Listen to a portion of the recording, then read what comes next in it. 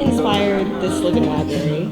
Yeah, so I had helped organize it in the past at a previous institution, and it was a really good way to, I think, highlight different voices that we don't necessarily hear from on campus. Yeah. And let people have conversations with people that they haven't talked to before, hear stories that they haven't necessarily heard before, and hear the inflection about a part of their past that was really important to them, and hear their emotion, and you don't necessarily get that from reading a book. So I was previously at Bradford University, and one of my coworkers there has sort of taken the lead and inspired me to put on something here. We have a Holocaust survivor here, and his storytelling is fantastic, and he has a really important story to tell. We have a student talking about immigrating to the United States and what it's like to adjust to life here, and here in the college and in the United States in general. I think all of the stories are really impactful.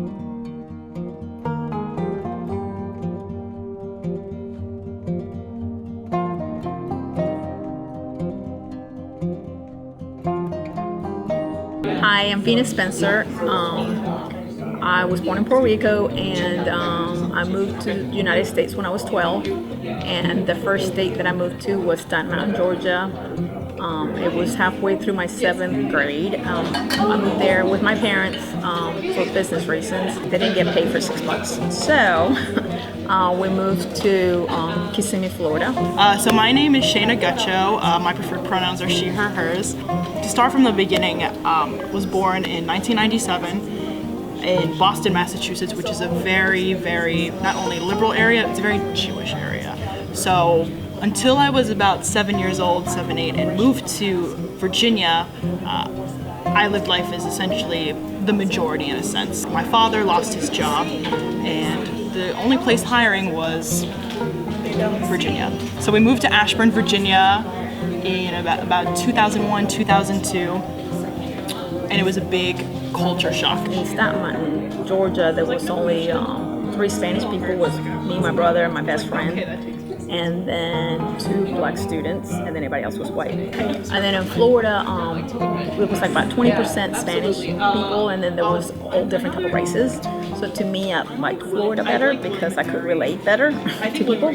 And going through elementary school, middle school, high school, there was a lot of anti-Semitism. I was told, go shove yourself in a gas chamber, all this really disgusting stuff. When I got into middle school in 7th grade, this young woman, or not young woman, we were 13, she told me, she said, "You're going to hell with Hitler, and I'm going to heaven with all the Jews from the Holocaust." And obviously I did not respond to that well, and I was given a week's worth of in-school suspension. And around that same age, I started to realize I was gay. So then when I got into high school, I was definitely able to be out, and I was able to be confident being a young gay woman, because I think my Judaism really set me up for understanding the world isn't going to treat you right just because you're a good person, but you have to embrace what you are, and you have to wear your identities, like a badge of armor. What was it like as a 12-year-old immigrating to a new country? Like going into middle school is hard enough already. I mean, of course it was scary.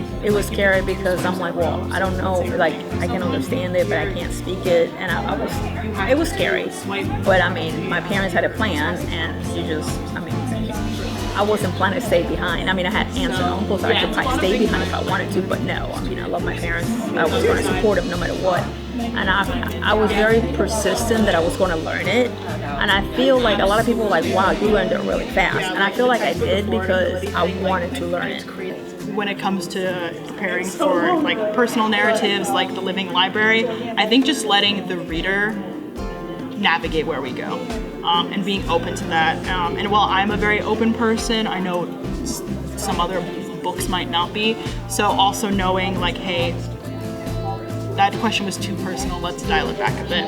I think you need to know your own personal boundaries in order to be a good, not only a good book, but to be good at telling your own narrative. Because the truth of the matter is we all have a story to tell. Awesome.